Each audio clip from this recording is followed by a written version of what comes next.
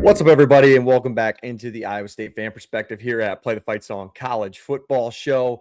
Happy holidays, happy new year as we start to roll into the year of 2026. We appreciate you guys tuning into us one more time in 2025 as we haven't talked to you guys in a couple of weeks. Hope you guys had a Merry Christmas and a great holiday. A lot has been going on within the world of the Iowa State football program. We'll get into all of that. Before we do, my name is Jake. If you're joining us for the first time, I am the host here at Play the Fight Song for the Iowa State Fan Perspective. Usually I'm joined by my brother, Justin, every single week, but Justin couldn't join us today as he is a big boy and has a real job, and I had some time on my hands. I wanted to get my thoughts out on all of this portal stuff before the portal really opens and Iowa State starts to be on the receiving end of good news, and we'll get into kind of all that before we do it.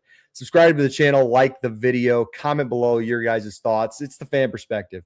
Comments on everything. If you're pissed, if you're excited about the future, if you have any thoughts on Jimmy Rogers, we want to hear it all. We're fans just like you guys, and we express the same emotions as you guys do as well. So we want to hear from you. I want to give a shout out to our partner at No Rivals, shopnorivals.com. Check them out.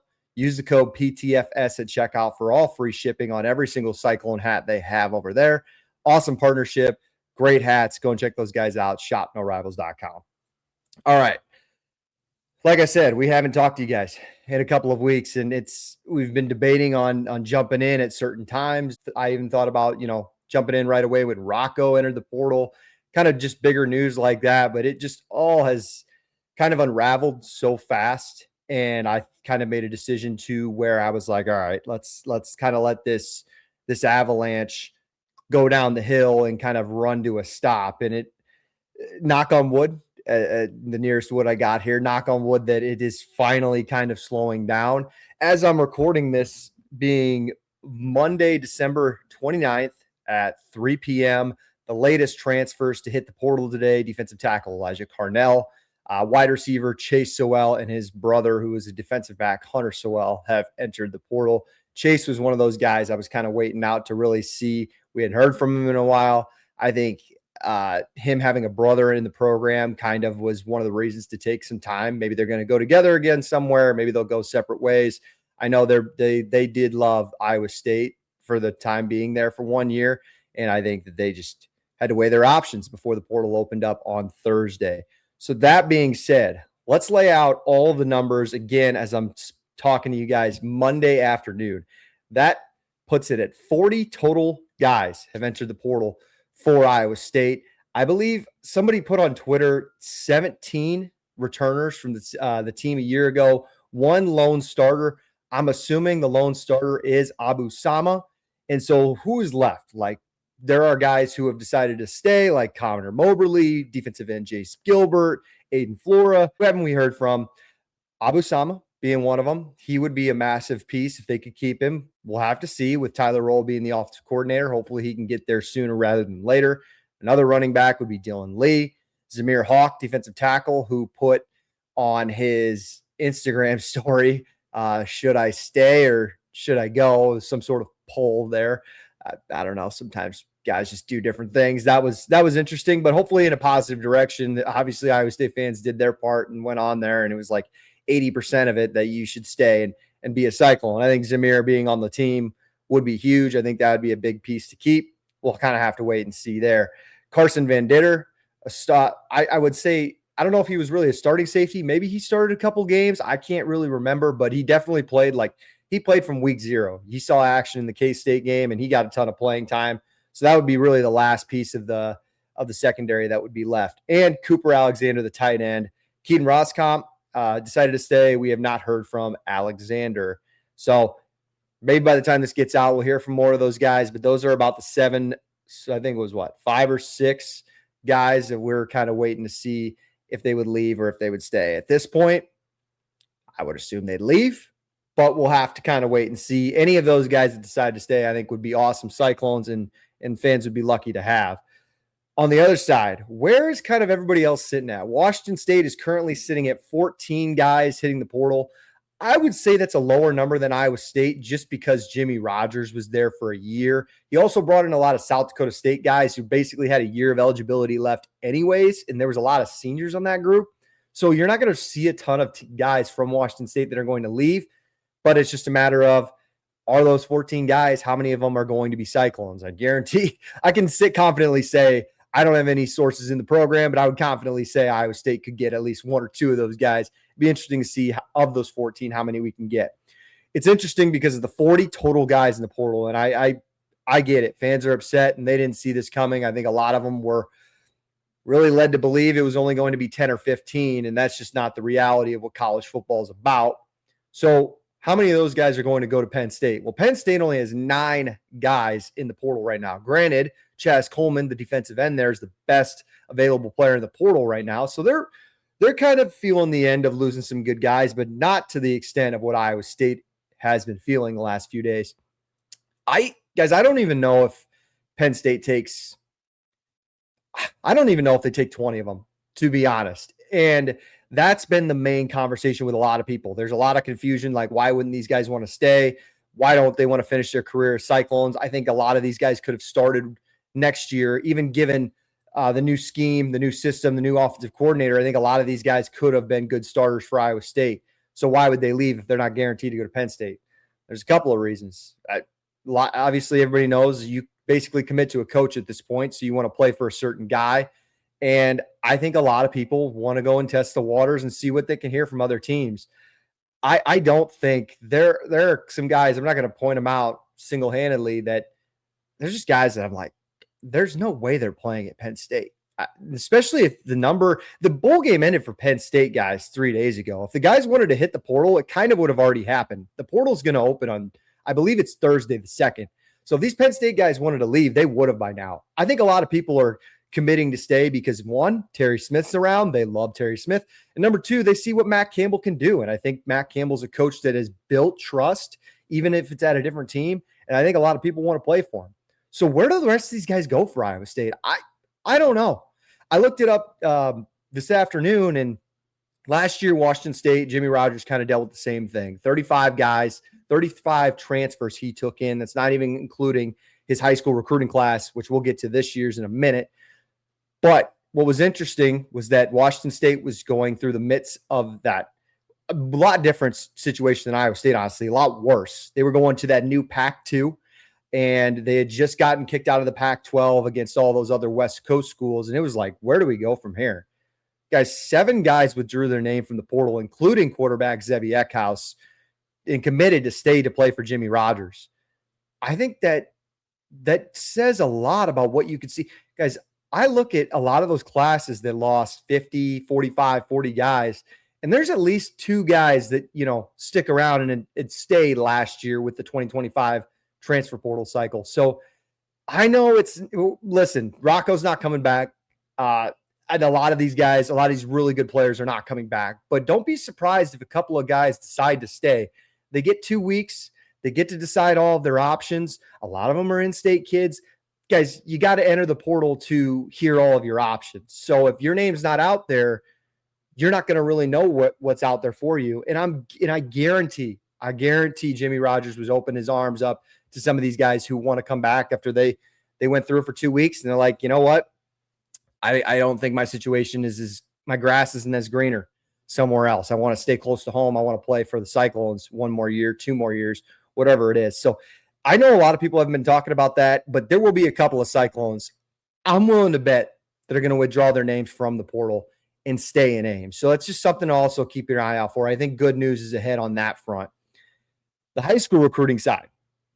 Good news is starting to trickle in there as well after a lot of guys left. Overall, right now, they're ranked 71st. Not great.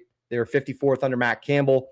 Really, what's the difference between 55th and 70th at the Power 4, the lower Power 4 level? There really isn't one.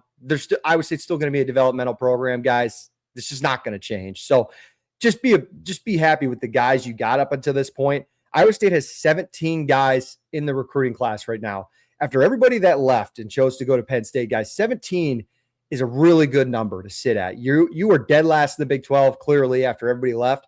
You started to make your way back up. I think they're 12th in the Big 12, according to 247. And that's honestly where Iowa State usually looms with Matt Campbell anyways. So the high school recruiting side of things is turning in a positive direction. And I think people should be excited about some of these guys that Jimmy Rodgers is going to bring in. I'm not going to go individually by any means, but the fact that they've been able to get some of those pieces over from Washington State that were originally committed there is pretty exciting. I even think we might get a couple more guys in there. If Iowa State could end it at 20 recruits, 20 high school freshmen coming in next year, that's an awesome start. And then we'll find out later this week.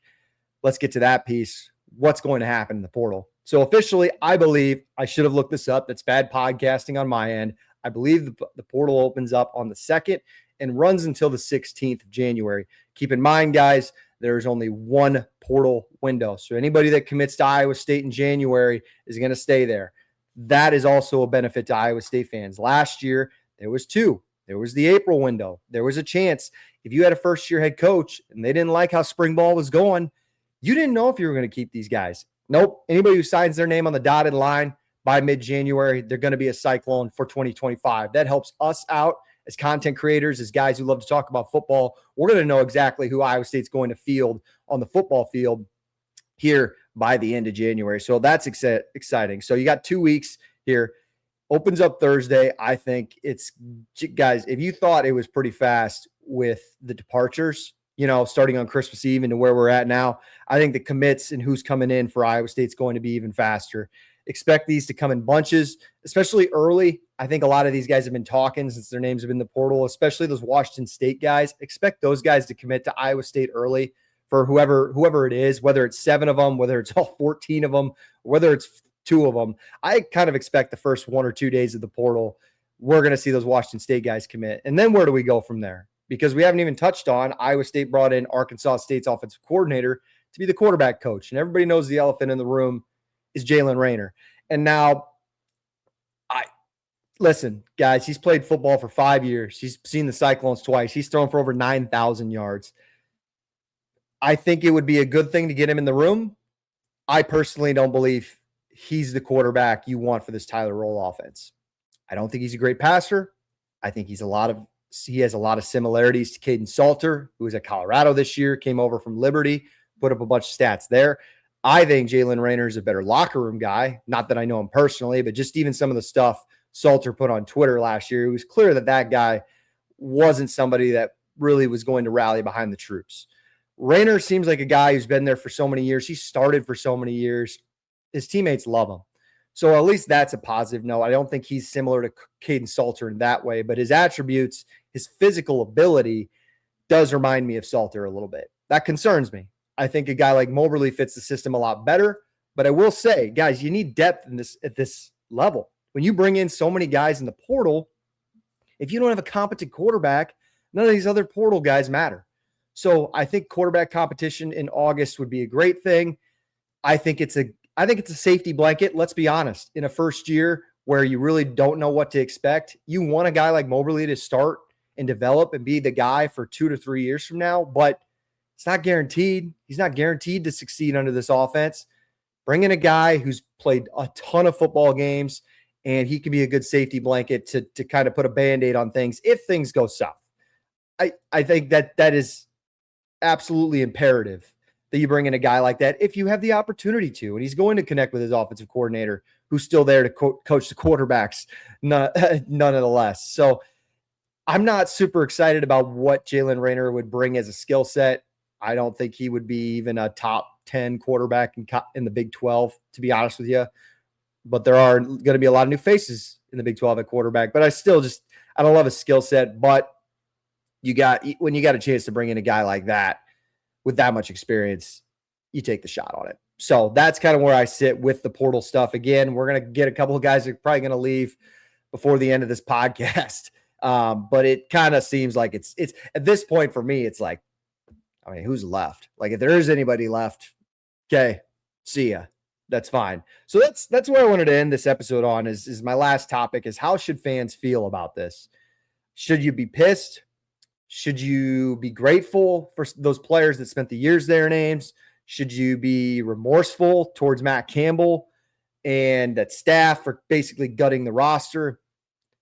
Guys, I'll just tell you, like, yes to all of it. Whatever you feel I believe is what you feel. And that's the great thing about being a fanatic is that you have the right and the title to feel however which way you do. The only thing I ask is that however you feel, you just don't change your opinion about the cardinal and gold that you put on your shirt or put on your hat, put on your wall. If you're watching us here on YouTube every Saturday or all year round, like the pride you get in being an Iowa State fan, whether it's been for 15 years, whether it's been for 10 years, whether it's been for 60 years, guys, people come and go. Like Kirk Ferentz is one day, he's not going to coach Iowa. I mean, at some point, you might be there for 30 years. You might be there for 10 years. Matt Campbell's day in Ames was going to come to an end eventually. So it's not like these coaches, there's no AI that's going to keep these coaches around forever. So these coaches and players come and go no matter what. But your pride that you have with the town of Ames, the community, the state of Iowa, the school, if you graduated from Iowa State, that should never leave. And you should always want what's best for Iowa State. I mean, I know the comments of Jeremiah Cooper with the tweets about people hating on the players for leaving, and then Jalen Knoll chimed in and saying that he was kind of on Coop's side, but all things should be positive for Jimmy Rogers. I completely get it on all ends. I don't have any remorse towards the players. I get it. You wish they'd show a little more loyalty because you showed up for them game after game supporting the team, but these guys only get so many years, and guys, every college football player at the Division I level thinks they're going to make the NFL. So at the end of the day, they're going to make the best decision on how they can achieve that dream. And if they don't have their coach by their side, they're going to do it. And that doesn't excuse you from being upset. I'm with you. To be honest with you, I never thought I would feel this way about Matt Campbell that's kind of grown on me over the last week. I will say, I really don't care what happens at Penn State. I don't care if they go 11-1. I don't care if they go 1-10. I care about the Cyclones, just like you guys do. And I do think that just it's so cliche, right? It's kind of like it actually is like a breakup. Guys, time heals all. And it might take you, for some people, it takes 6 months. Some people it takes a year. Some people it takes 10 years. But I guarantee at the end of the day, there's going to be a lot of Cyclone fans who are still going to just remember these days. The Matt Campbell era is a really positive thing. And hopefully, guys, it leapfrogs you into more positive eras with Jimmy Rogers, with the next coach in maybe we get another coach in 10 years again, whatever that have you. But Matt Campbell left us in a better place. May not feel like it right now, but he left Iowa State as the football program in a better light and a better image and a better position in the Big 12 than when he took it over in 2016. So it's okay to feel upset. I can promise you that you're going to have different feelings, and you're going to look back on these days and be more thankful for it, because there were so many great memories that honestly I think a lot of Iowa State fans didn't think were possible in achieving until Matt Campbell got here, which is why your expectations are going to be big time when Jimmy Rogers comes to town, as you should. The program, the athletic department has grown just times 5 since Matt Campbell took over, and you have every right to put expectations on Jimmy Rogers. Now, I would say pump the brakes a little bit before you throw everything on him in year one, because we really don't even know what the team's going to look like yet to this point. That's what we're here for. I'll give you the rundown on it. We'll do our research. But I say all of that in saying, what should 2026 football team look like? The fact that we don't have anybody yet, what should the team look like? I think the expectation, and granted, you're a fan, so you can change your expectations however you want, but giving it some thought, I think the expectation should be plain and simple. You want to see competitiveness. You want to see growth. You want to see getting better. Basically, you want to see a better football team from the end of September than you do at the end of November. It's exactly what you should see. That you didn't hear me say they should go 10-2. You didn't hear me say they should make a bowl game, whatever. You want to see competitive fight. You want to see guys who want to play for their coach. You want to see your team getting better month after month. I think that's all you can ask for. I think UCF is a comparable example this year, and I think Jimmy Rogers is 20 times a better coach than Scott Frost. But you look at a guy like Scott Frost and what he did at UCF this year. They went 5-7. They had a real shot to win 6 games, guys. They were competitive in a ton of games. Shocker. Scott Frost couldn't finish football games. I think Jimmy Rogers could do that. But guys, they didn't just walk a new team out there with 40 new transfers and just get whopped by 30, 40 points every week. No, the team I think they started off 3-0. They went undefeated in non-conference play. They could have won more Big 12 games than they did. And at the end of the year, they had a shot. They were up, 21-0 on the road in Provo. They had a shot to win and go 6 wins. And I think that would be a good season for them. So the Big 12 is so much different now. And so I think there's a lot of people that are scared that this is going to look like the Chizik era or maybe some of the end of the McCarney era. And I want to reassure you that's not the case. I can't guarantee this team will make a bowl next year, but Iowa State's set up in a better position to just be more competitive. Also, look at Washington State. They got beat by North Texas, guys. It might not be a pretty all the time. They got beat by North Texas like 52-17 or something like that in the second game of the year in September. But by late October, end of November, guys, they were going toe-to-toe with 2 playoff teams, James Madison and Mississippi, going across the country on the road, losing both of those by single digits and had shots to win it. So I have no doubt that I think that this team's going to be a lot better. It's just not always going to be pretty at times, but I trust that Iowa State is going to have a shot to be competitive in the league next year. Not saying win it, not saying that at all, but being competitive and a team you can be proud to go to Jack Trice Stadium and watch every single Saturday. I think that's what you should be able to expect. Speaking of which, I'll end it this way. Guys, Jamie Pollard has so much pressure on him. Holy crap. And I was a guy who trusted Jamie. I went on the record and said it. I trust Jamie. I think that Jamie trusts this guy. They know him. He thinks he's an up-and-comer. That's awesome. But Jamie's doing this his way. And it doesn't seem like he really cares that 40 guys have left who are impactful Cyclones for life. He's ready to move on to his guy, and he's ready to move on to this new era in which, I mean, you're an athletic director. That's probably your job, right? But I will say he's coming off very ignorant. I don't know if you guys saw his tweet yesterday, but he posted a Facebook memory of him at a South Dakota State basketball game and said 9 years ago supporting TJ when he was at South Dakota State after he had left Iowa State, ... Look how that turned out. Jamie, please be quiet. Like, dude, not the time. And this is a guy who supports every decision Pollard's made up into this point, but that was just so again, just so oblivious to like read the room, man. So he's setting it up, man. He loves what he must be not losing sleep over Coach Rogers. He must trust the man with the plan. And I hope he does because we've got to, as fans, we've got to just trust the new guy who comes in at this point too. So I'll leave you guys with this. I didn't want to go longer than 20 minutes, but if you guys are still tuning into this, I really do appreciate it. We want to hear your guys' comments and thoughts on all of this, because that's what this is for. We're opening up the room. You guys are fans like us. So like the video and let us know in the comments what you think. But at the end of the day, us as fans, we're always asked to continue to support going to games and wearing a Cardinal and gold shirt. I'm not telling you to go buy a Ben Bramer jersey for Christmas, but wear something Iowa State, right?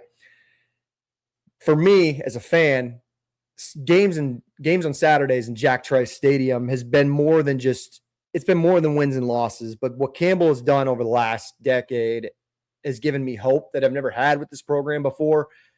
But I will say that, guys, I say this all the time. It's like a broken record. I went to I think 6 games that year. Gene Chizik went 2-10. All fans are different. Some are not going to do that. But for me, going to Jack Trice Stadium every Saturday during the fall and getting together with friends and family I don't see very often, it's just a good excuse to share one common interest in a passion for something that I really, personally, I don't share a ton of passions with everybody else. So it's just awesome to go to the stadium, to tailgate, to meet new people. Like the people I've met along these road trips through this podcast is something I never thought I would reach. Just the community of fans and everything that Iowa State football has brought together for myself, and I'm sure others feel the exact same way, can never be taken away from us, regardless of Matt Campbell being the head coach here or whoever is next. Jimmy Rogers or Dan McCarney, whatever have you. Your interest, your passion, and your experience with Iowa State football we'll always stay with you. So keep that in mind, guys, as we continue to move through this. And I know that it's been a tough month, but I have faith that us as fans will continue to support. I cannot wait to see all 63,000 of us in Jack Trice Stadium against SEMO and to go against whatever roster this is going to look like. But we will talk to you guys again soon. We'll have more on transfer portal news and what this roster continues to look like, probably in the next week or two as we start to get more news when the portal opens up. And then at some point, Justin and I would like to do a 2025 recap. It might be a little outdated at this point, and I don't know if anybody wants to really talk about this year anymore just because it's like a sour taste, but I feel like it's still going to be something I would like to go back and visit and talk about it, because we weren't able to. Like, it just, like, Campbell left, we didn't get a bowl game, and that was it. And I think that 2025 deserves to be talked about because it was a huge critical moment in the story of Iowa State football. So we'll touch base soon. You guys have a great, happy new year. My name is Jake. Justin will join me again soon. We appreciate you guys tuning in. Subscribe to the channel, like the video. We will be back very soon. As always, guys, stay in there. We appreciate you. We love you. And as always, go Cyclones.